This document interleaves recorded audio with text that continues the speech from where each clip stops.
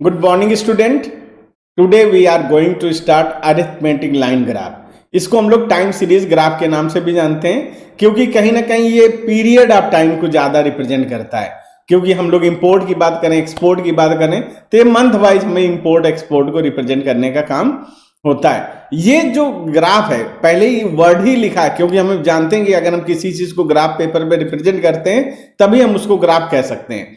ये graph paper में represent होता है, एक एक पॉइंट को सिस्टमैटिक लेकर इसको रिप्रेजेंट किया जाता है। एक एक्स एक्सिस की क्रिएट की जाती है जिसको हम लोग हॉरिजेंटल लाइन कहते हैं, एक वाई एक्सिस क्रिएट की जाती है जिसको हम लोग वर्टिकल लाइन कहते हैं। और इन दोनों लाइन को क्रिएट करने पर ये दोनों एक दूसरे को इंटरसेक्ट करती हैं। इंटरसेक्ट करने के कारण को 4 पार्ट में ये डिवाइड हो जाता है और उसी बेस से हमें पॉजिटिव और निगेटिव डेटा को इसमें रिप्रेजेंट करने का काम किया जाता है। तो ये एक कॉन्सेप्ट है जिसको हम लोग आज देखेंगे और किस तरह से इसको कि when a set of statical data are presented on the graph paper it is called a graph. अगर किसी भी स्टैटिकल डेटा को ग्राफ पेपर में प्रेजेंट करो तो ये ग्राफ के नाम से इसको जाना जाता है।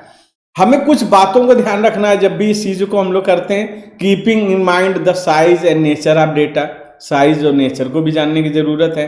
A suitable intersecting point on the graph paper is assumed as a point of origin as point O or zero. इसको कहीं पर ओ बोला जाता है और कभी कभी जीरो भी बोलते हैं इन द एडजस्टमेंट पिक्चर। तो ये जब भी हम बनाएंगे, अभी हम लोग ग्राफ पेपर में इसको देखने की कोशिश करते हैं तो एक दूसरे को जहां पर लाइन इंटरसेक्ट कर रही होती है वही 0 पॉइंट होता है, वही ओ पॉइंट होता है। इसमें horizontal and vertical line intersecting through this point are shown as a bold line. जैसे इसको इंटरसेक्ट करती है तो इसको बोल्ड लाइन से किया जाता है। These bold lines are called axis. इसको क्या कहा जाता है? एक्सिस कहा जाता है। Horizontal line from left to right is called horizontal axis. इसको एबेसिका भी कहा जाता है और एक्स एक्सिस कहा जाता है। द लाइन गोइंग अपवर्ड और downward is called vertical axis. Ordinate or Y axis. The X axis and Y axis are mutually perpendicular to each other. एक दूसरे क्या होती है? म्यूचुअली परपेंडिकुलर होती हैं। These axis divide the plane of the paper in 4 part. Each part is called quadrant as in the graph paper given on next page. हम लोग देखते हैं कि नेक्स्ट पेज में ग्राफ पेपर में इसको किस तरह से प्रेजेंट किया गया है। तो हम इसमें देखते हैं कि ग्राफ पेपर दिया गया है। इस ग्राफ पेपर में लाइन है जिसको एबेसिका कहा जाता है, ये एक्स एक्सिस इसको बोलते हैं। और ये हॉरिजॉन्टल लाइन है, एक वर्टिकल लाइन है जिसको ऑर्डिनेट कहा जाता है। और ये इस तरह से 2 लाइनें बनाई जाती हैं और ये जहां पर इंटरसेक्ट करती है इसको पॉइंट ऑफ ओरिजिन कहते हैं। इसमें जो क्वाड्रेंट 1 है इसमें हम प्लस एक्स प्लस वाई को रिप्रेजेंट करते हैं। क्वाड्रेंट 2 में माइनस एक्स प्लस वाई को रिप्रेजेंट करते हैं।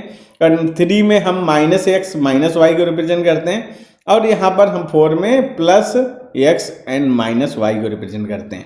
ये डेटा हमें देखना है कि किसके डेटा प्लस हैं किसके माइनस हैं, उस बेस से इसमें हम लोग प्रेजेंट करते हैं। अगर मेरे पास एक्स का डेटा पॉजिटिव में वाई का भी पॉजिटिव में तो इसमें प्रेजेंट करेंगे, एक्स का निगेटिव में वाई का पॉजिटिव है तो इसमें प्रेजेंट करेंगे। इसमें निगेटिव है फिर निगेटिव दोनों तो यहाँ पर प्रेजेंट होगा और प्लस एक्स है और माइनस वाई है तो इस जगह पर इसको रिप्रेजेंट किया जाएगा। अब हमें कुछ बातों को ध्यान भी रखना है जब भी हम इस तरह के डेटा प्रेजेंटेशन करते हैं। तो एक सबसे पहली चीज को ध्यान रखना है हेडिंग को। Every graph must have the suitable and precious heading. एक सुटेबल और प्रीसियस हेडिंग होनी चाहिए।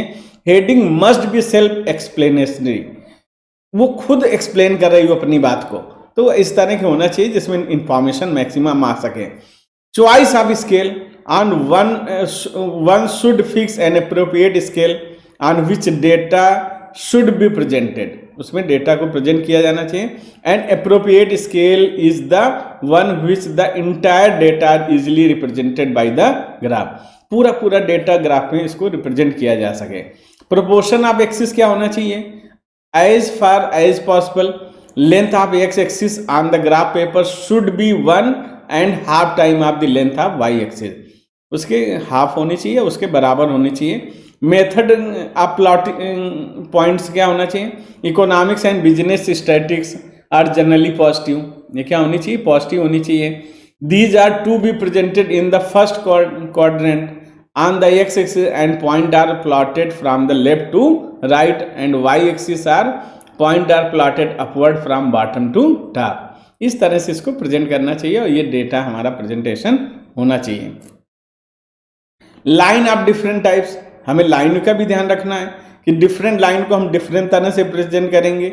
अगर एक से ज़्यादा लाइन है तो हमें क्या करना है, ग्राफ पेपर में ध्यान रखना है कि किसी को ब्रोकन लाइन के रूप में प्रेजेंट करें, किसी को डॉटेड लाइन के रूप में प्रेजेंट करें, किसी को बोल्ड लाइन में प्रेजेंट करें। तो अलग अलग हमारे लाइन भी प्रेजेंट हो, जिससे ये क्लियर हो जाए कि कौन सी लाइन किस बात को रिप्रेजेंट कर रही है। और ये एक बहुत नेसेसरी थिंग है। वन वेरिएबल ग्राफ जब हम बनाते हैं, one variable graph are those graphs in which values of only one variable are shown with respect to some time. इसमें ये जनरली ऐसे होते हैं जिसमें एक ही डेटा को रिप्रेजेंट किया जाता है। अगर ग्राफिकल प्रेजेंट होता है जैसे production of the factory from January to June, इस तरह अगर हमारे पास डेटा है तो हम उसको वन वेरिएबल ग्राफ में रिप्रेजेंट करते हैं। तो हम देखते हैं वन वेरिएबल ग्राफ किस तरह से बनाया जाता है।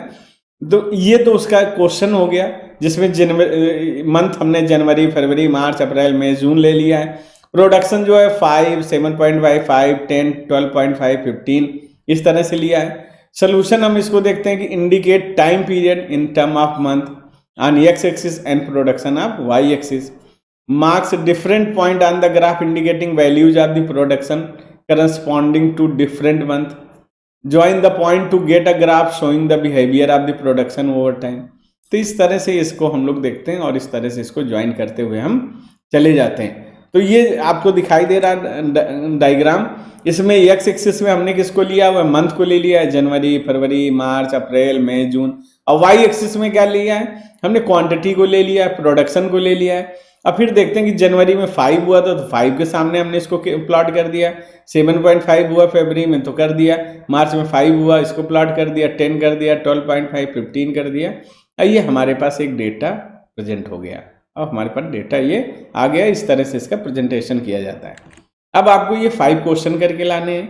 पहला डिफाइन ग्राफ्स, दूसरा what is graphic presentation, explain the rule for the construction of graph, describe the general rule of the constructing a diagram, what is meant by graphic presentation of data, discuss the procedure and would adopt the construction graph, plot the annual profit of the firm on the time series graph। तो ये 5 questions आपको करने हैं।